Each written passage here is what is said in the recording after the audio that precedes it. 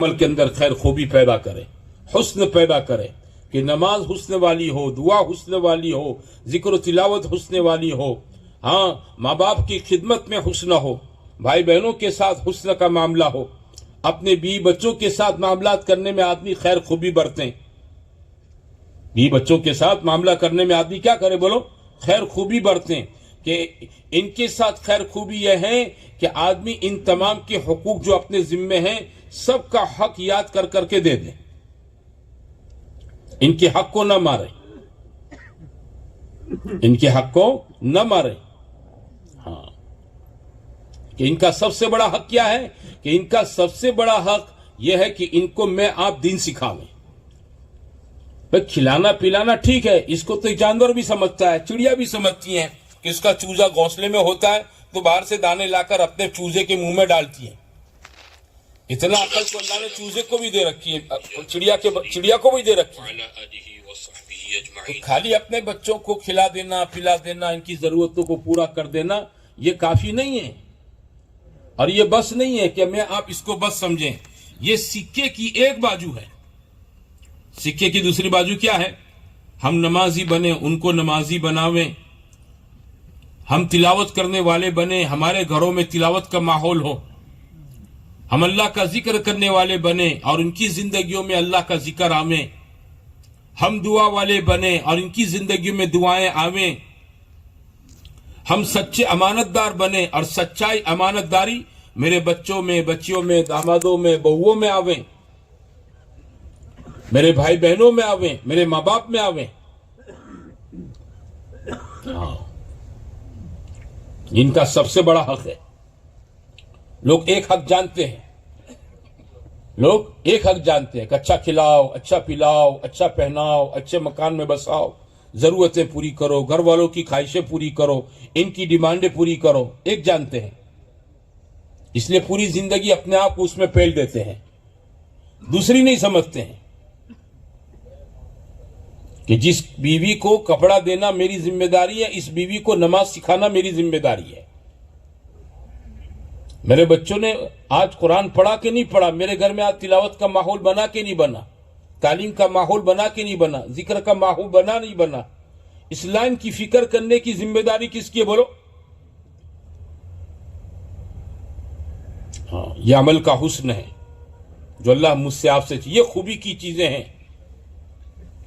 یہ آزمائش ہے، یہی چیز میرے لیے کہ اپنے آپ کو دیندار بناویں، اپنے گھر والوں کو دیندار بناویں، ہمارے گھروں میں دین کا ماحول بنے، اعمال کا ماحول بنے۔ حضور صلی اللہ علیہ وسلم نے اپنے بیٹیوں کا ذہن کیسا بنایا تھا؟ عمل والا، دعا والا۔ ہاں آپ کی تربیت کا انداز یہ تھا۔ سیدنا فاطمہ رضی اللہ تعالی عنہ ایک مرتبہ دوپہر کے وقت میں نبی کریم صلی اللہ علیہ وسلم کے گھر پر تشریف لائی، آپ گھر میں تشریف فرما تھے، اور دستک دی باہر سے گھر پر، اور دروازہ کھٹکھٹایا اس انداز سے کہ نبی کریم صلی اللہ علیہ وسلم، غالباً عبداللہ بن مسعود ساتھ میں تھے، ان سے کہنے لگے کہ یہ دروازہ کھٹکھٹانے کا انداز تو فاطمہ کا ہے، لیکن یہ وقت گھر پر اس کے آنے کا نہیں ہے، یہ وقت اس کے گھر پر آنے کا نہیں ہے۔ حضرت فاطمہ گھر پر داخل ہو گئی، داخل ہوئی گئی تو حضور صلی اللہ علیہ وسلم کے پاس پہنچ گئی بے وقت، اور پھر عرض کیا یا رسول اللہ، فرشتوں کا کھانا تو تسبیح ہے، سبحان اللہ، وہ سبحان اللہ ان کی خوراک ہے، الحمدللہ ان کی خوراک ہے، اللہ کا ذکر ان کی خوراک ہے، ہماری غذا ہماری خوراک کیا ہے؟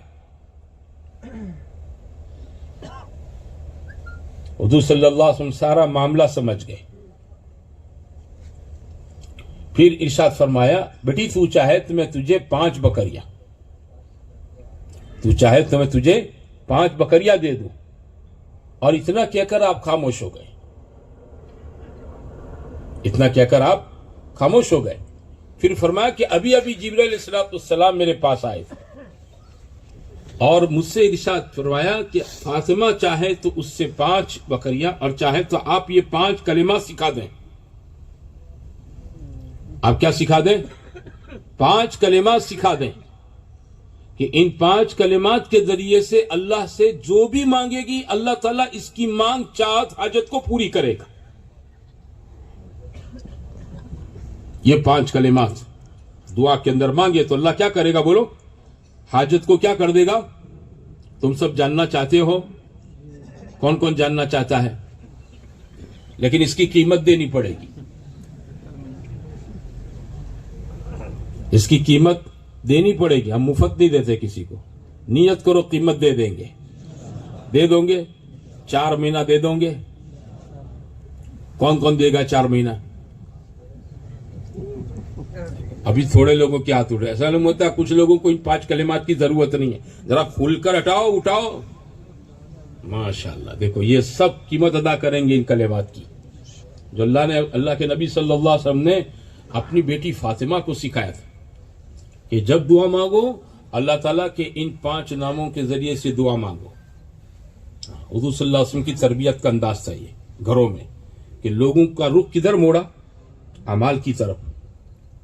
یہ ہم سب کے لیے سیکھنے کی چیزیں. اپنے بیویوں کو، اپنے بچوں کو، اپنی بچیوں کو، گھروں میں اپنے بھائیوں کو، بہنوں کو یہ ماحول بناویں.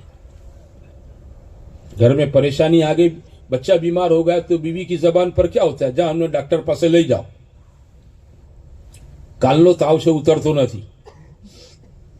تو ہماری زبان پر ایمان والے کے بول کیا ہوگا؟ بھائی اس کا پہلا علاج تو کیا ہے؟ صدقہ ہے. پہلا علاج کیا ہے بولو؟ عالجوا مرضاکم بالصدقات. اس کا پہلا علاج صدقہ ہے کہ جیب میں پیسے ہیں 50-100 روپے اپنے بچے کے لیے کیا کر دو؟ صدقہ کر دو. اپنی بیوی کو بھی سکھاؤ. ہاں بیٹا بیٹی اپنے بچوں کے پوتے نواسوں کے بارے میں بیماریوں کی شکایت کریں تو ہمارا ماحول تربیت گھروں میں یہ ہو کہ ان کو سکھا کہ بیٹی تیرے پاکٹ میں سے پہلے 50-100 کی نوٹ صدقہ کر دے. کوئی ڈاکٹر 500 کی فیس لیے بغیر کیس لیتا ہے ہاسپٹل میں؟ بول دو ایمرجنسی 1000 روپے، نارمل کیس 500 روپے. اور اس کے علاج پر ٹھیک ہو جانا یقینی بات نہیں ہے. ہو بھی کھرا انو بھی ہوئے. ہوتا ہے ایسا نا کہ ان کے ایک ہفتہ علاج کروایا لیکن کوئی فرق نہیں پڑ رہا ہے، تو ڈاکٹر بدلو. تو پیسہ بھی گیا، وقت بھی گیا، بیمار بھی پریشان، ہم بھی پریشان، اور پھر دوسرا علاج. اور اللہ کے نبی صلی اللہ علیہ وسلم کا جو فرمان ہے وہ کیسی بات ہے بولو؟ ایک دم 100% پکی ٹھکی بات ہے. عالجوا مرضاکم بالصدقات. کہ اپنے بیماروں کا علاج صدقے سے کرو. صدقہ دو، صدقہ. یہ پکا علاج ہے. ٹھیک ہے دوا کرنے سے انکار نہیں ہے، حدیثوں میں ہے کہ تم دوا کرو کیونکہ اللہ نے ہر بیماری کی دوا دنیا میں پیدا کی ہے. ہاں اس لیے بہت سی چیزیں دوا کے طور پر حضور صلی اللہ علیہ وسلم سے بھی مروی ہیں کہ آپ نے دوائیں سکھائی لوگوں کو. لیکن اس کا بنیادی اور پہلا علاج مومن کی زبان پر کیا آئے گا بولو؟ صدقہ آئے گا، دعا آئے گا. حدیثوں میں ہے ناگہانی مصیبتوں کا علاج دعاؤں سے کرو. الدعاء يرد القضاء. دعا میں تو ایسی طاقت ہوتی ہے کہ یہ تقدیر کی بری برائیوں کو بھی ختم کر دیتی ہے. میری آپ کی تقدیر میں کوئی برائی لکھی ہوتی ہے، مومن کی دعا میں وہ طاقت ہے کہ اللہ تعالیٰ اس برائی کو بھی کیا کر دیتا ہے؟ دعا کی طاقت سے رد کر دیتا ہے. اندر کا یقین. حضور صلی اللہ علیہ وسلم نے دعاؤں کا راستہ سکھایا. آپ نے خوف ہو، پریشانی ہو، ڈر ہو، آپ نے سکھایا لوگوں کو دعائیں. 1947 میں ہمارے مرکز میں دلی میں حضرت شیخ زکریا رحمۃ اللہ علیہ تھے. ملک کے حالات پارٹیشن کی وجہ سے اچھے نہیں تھے، تو ایک خادم تھے اس زمانے میں. حضرت شیخ نے آپ بیتی میں قصہ لکھا ہے. وہ مرکز کے رسوڑے کا سامان لایا کرتے تھے، سودا، سبزی، گوشت، تیل، اناج، مسالے. دلی کا نظام الدین کا ایریا آج جتنا ڈیولپ دکھتا ہے نا، اس زمانے میں آج سے 70 साल पहले इतना डेवलप नहीं था। सब चीजें लेने के लिए, खरीदने के लिए कहाँ जाना पड़ता? शहर में, दिल्ली शहर में। तो इन फसादात के जमाने में हालात बिगड़े हुए थे, लेकिन सामान लाना था तो गए वहां, सामान खरीदा और सामान खरीद कर बस में बैठ गए। तो बस में कुछ और भी लोग थे जो इनको देखकर घूरने लगे। ये समझ गए इनकी नीयत क्या है। तो उन्होंने कहा कि देखो, तुम मेरा कुछ बिगाड़ नहीं सकते हो, तुम मेरा कुछ बिगाड़ नहीं सकते हो, मेरे पास है, मेरे पास है। तो वो समझे कि इसके पास कुछ है, ऊंचे ऊंचे बोल बोलता है, लगता है इसके पास कोई भारी हथियार होगा। खैर वो सलामती के साथ पहुंच गए। वहां मरकज में हजरत शेख ज़करिया रहमतुल्लाह अलैह हमारे बुजुर्ग मौजूद थे। इनको पूरा किस्सा सुनाया कि गया, आया, रास्ते में ऐसा पेश आया मामला। तो मैंने उनके बुरे इरादों पर कहा तो कि तुम मेरा कुछ नहीं बिगाड़ सकते, मेरे पास है। उन्होंने मुझे पूछा भी तेरे पास क्या है? तो कहा मैं क्यों बताऊं मेरे पास क्या है? तो शेख ने कहा तो मुझे तो बता दे तेरे पास क्या है।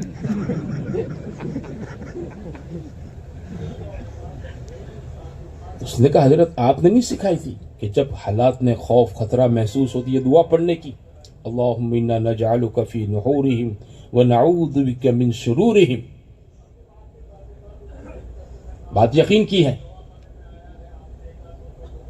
बात किसकी है बोलो? यकीन की। हाँ, हमें दुआओं का रास्ता दिखाया गया है। तो आदमी इसका माहौल अपने घरों में बनावे, इसके मैं आप मुकल्लफ है। मैं क्या है बोलो? मैं आप इसके क्या है बोलो? हर घर में ये मेहनत हो ताकि घर की चार दीवारी में हमारी औलादें नेक बने, दीनदार बने, सालेह बने, अच्छी बने। हमारे बच्चे परवरिश किस पर पाए बोलो? नेकी पर, भलाई पर। हमारे बच्चे बाहर के माहौल में नहीं बिगड़ते हैं, माफ करना। लोग कहते हैं बच्चे स्कूल जाते हैं बिगड़ जाते हैं, कॉलेज में जाते हैं बिगड़ जाते हैं, यूनिवर्सिटी में जाते हैं बिगड़ जाते हैं।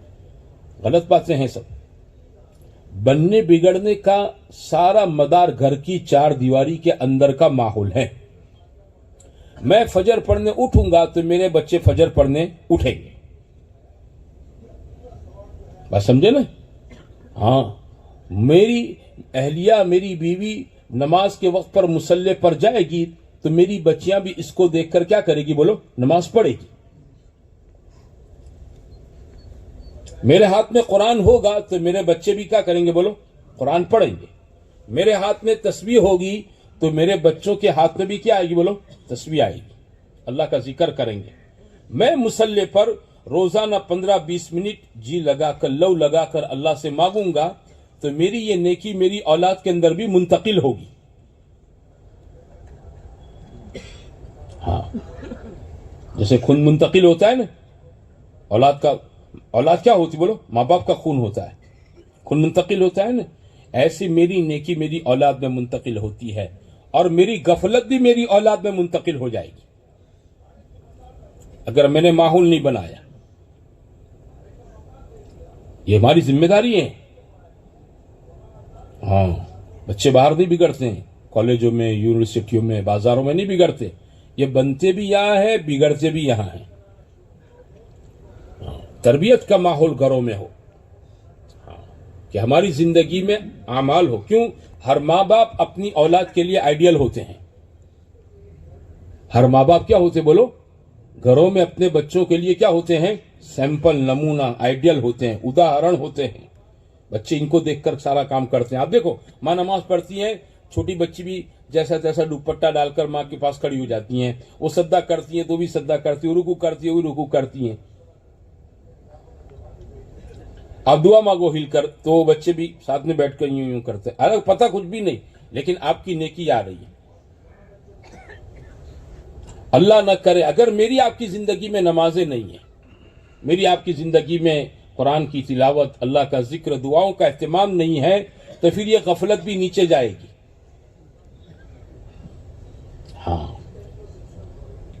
तरबियत है, समझते हो। आइडियल हम हैं। फारसी में कहावत है, खिश्ते अव्वल चू निहज में मार कज ता सुरैया मीरवत दीवार कज। दीवार की पहली ईंट को कड़िया जब टेढ़ी रख देता है, आप सुरैया सितारे तक उस दीवार को ले जाओ, दीवार कैसी रहती है? टेढ़ी रहती है। जहां तरबियत में कच्चापन रह जाता है तो आगे जाने के बाद कच्चा ही रहता है। ये फिक्र अपने अंदर पैदा करने के लिए कि मुझ में अमाल बने, मेरा ईमान बने, मेरी जिंदगी नेकी भलाई तकवे वाली बने, और ये चीजें मेरी बीवी में, मेरी बच्चों में, मेरी बच्चियों में, मेरी बहुओं में, मेरे दामादों में मुंतकिल हो, मेरे भाई बहनों में, मेरे कुटुंब कबीले में। इसके लिए लोगों से कहते हैं 4-4 महीने निकलो। हाँ, 4 महीने चिल्ले ये कोई वजीफे के नहीं है और मन्नत के नहीं है चिल्ले। ये काम बन जाएगा तो चिल्ला लगा दूंगा, तो मन्नत के चिल्ले, ये तो जिंदगियों को सही रुख पर डालने के चिल्ले 4 महीने हैं। हाँ, एक मश्क करें अल्लाह के रास्ते में निकल कर। एक मुद्दत तक आदमी फजर की नमाज को जमात के साथ पढ़ेगा, तकबीर उला के साथ पढ़ेगा 120 दिन तक। अब इसमें इसकी आदत बन जाएगी, अब उसके लिए आसान हो जाएगा। घर पर आने के बाद भी क्या करेगा बोलो? कैसा करेगा? नमाज जमात के साथ पढ़ेगा, तकबीर उला के साथ पढ़ेगा। मैं एक मरतबा बलसाड़ में था, तश्कील में था।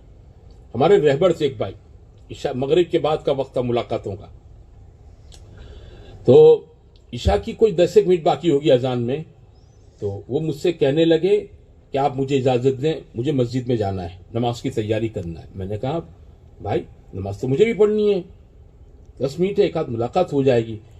तो वो मेरे साथ, उनके साथ दूसरे एक साथी थे, वो कहने लगे जाने दो इनको,